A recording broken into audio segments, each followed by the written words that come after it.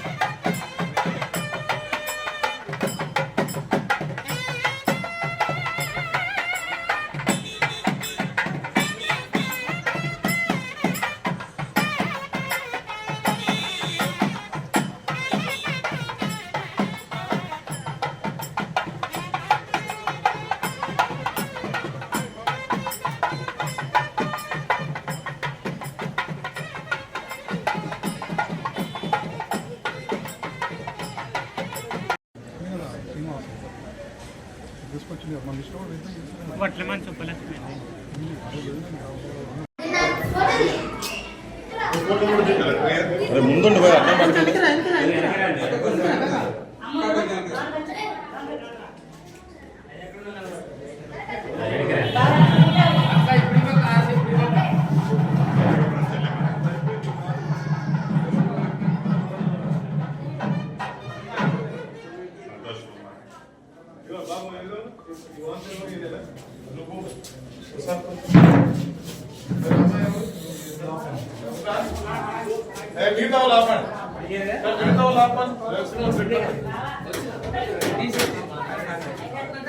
అమ్మా ఇట్రా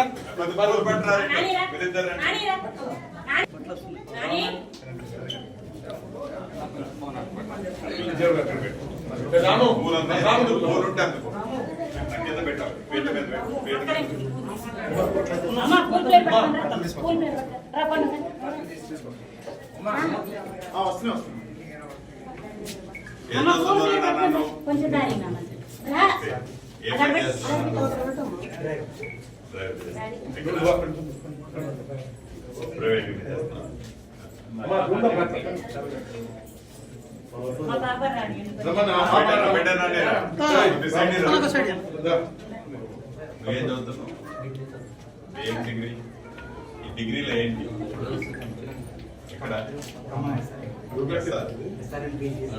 గవర్నమెంట్ నూరా బిడ్డ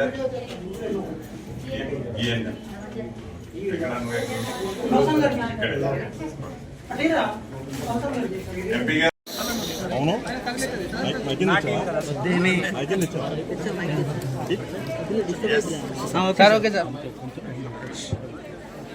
వేదిక మీద ఉన్న గౌరవ స్థానిక పార్లమెంట్ సభ్యులు బలరాం నాయక్ గారికి, మరొకరు స్థానిక శాసనసభ్యులు డాక్టర్ తెల్లం వెంకట్రావు గారు, జిల్లా కలెక్టర్ గారు, జిల్లా కలెక్టర్ గారు, ఐటీడీఏపీఓ గారు, అడిషనల్ ఎస్పీ గారు, ఇంకా బాలసాని లక్ష్మణ్ గారు, విజయాబాయి గారు, ఉన్నతాధికారులు చాలామంది ఉన్నారు. వారందరికీ, మీడియా మిత్రులు, అదే రకంగా ఇప్పుడే ఇందిరమ్మ ఇళ్ళు గతంలో అసంపూర్తిగా ఉన్న ఇళ్లను పూర్తి చేసి ఎన్నించాం కలెక్టర్ గారు 116 ఇళ్లని భద్రాచలం రాముల వారి పుణ్యక్షేత్రమైన ఈ భద్రాచలంలో ఇప్పుడే పేదవాళ్ళకి ఇప్పుడే కీస్ అండ్ వార్ చేసి వాళ్ళు పొంగించుకోవడం జరిగింది. ఇందిరమ్మ ప్రభుత్వం అంటేనే ఇందిరమ్మ ఇళ్ళు, ఇందిరమ్మ ఇళ్ళు అంటేనే ఇందిరమ్మ ప్రభుత్వం. ఆనాడు 2004 నుంచి 2014 వరకు ఇందిరమ్మ రాజ్యం ఉన్నప్పుడు ఇప్పుడున్న తెలంగాణ రాష్ట్రంలో 25 లక్షల ఇందిరమ్మ ఇళ్ళు కట్టించిన ఘనత ఇందిరమ్మ ప్రభుత్వాన్ని.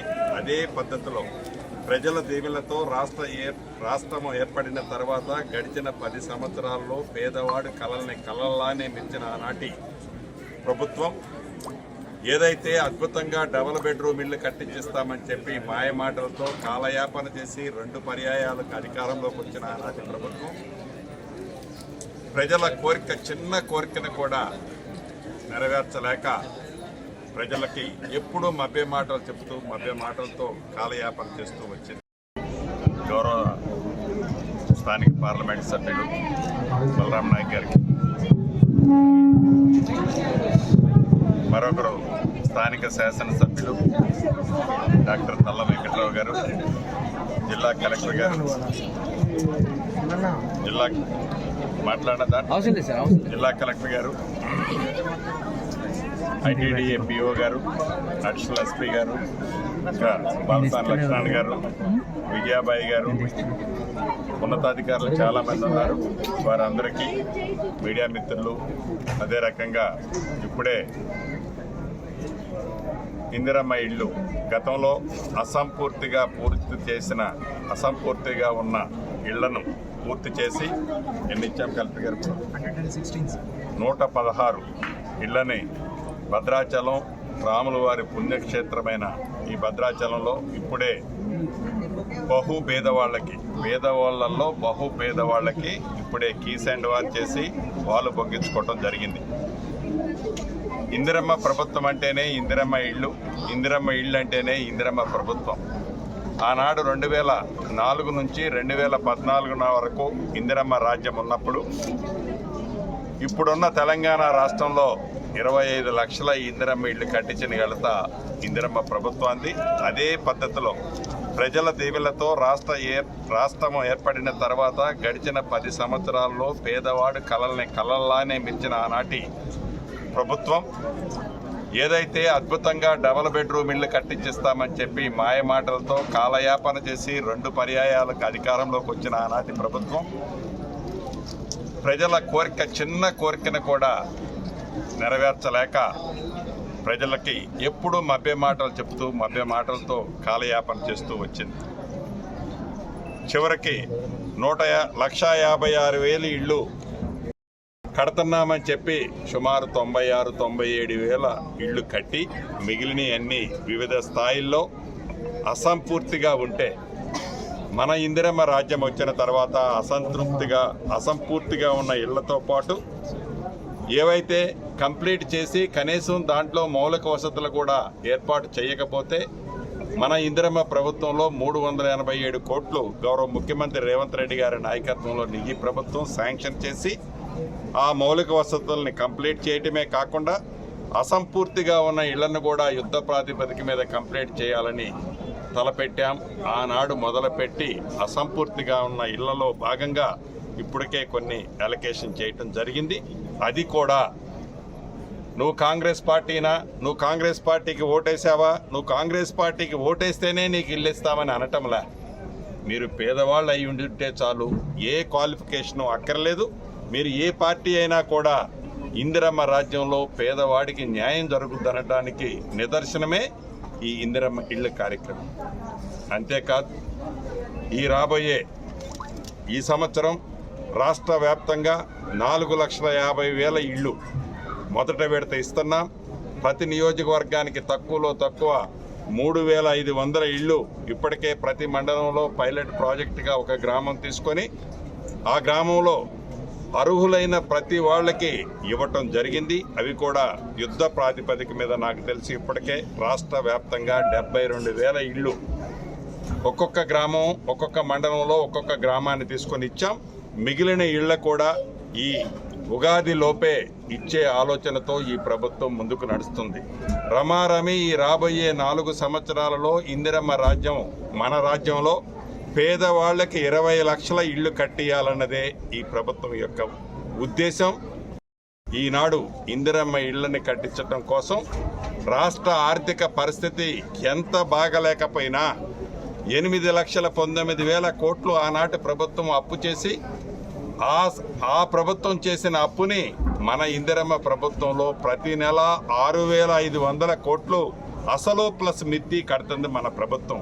అయినా కూడా పేదవాడి కష్టాలు తెలిసిన మన ఇందిరమ్మ ప్రభుత్వంలో పేదవాడి చిరకాల కోరిక, చిరు కోరిక ఏదైతే ఒక ఇల్లు కావాలని ఉన్నదో ఆ ఇల్లుని చిత్తశుద్ధితో ఈ రాబోయే 4 సంవత్సరాలలో 20 లక్షల ఇల్లు కట్టించే దిశగా గౌరవ ముఖ్యమంత్రి రేవంత్ రెడ్డి గారి నాయకత్వంలోని మన ప్రభుత్వం పనిచేస్తుందని చెప్పడానికి గర్వంగా ఉంది.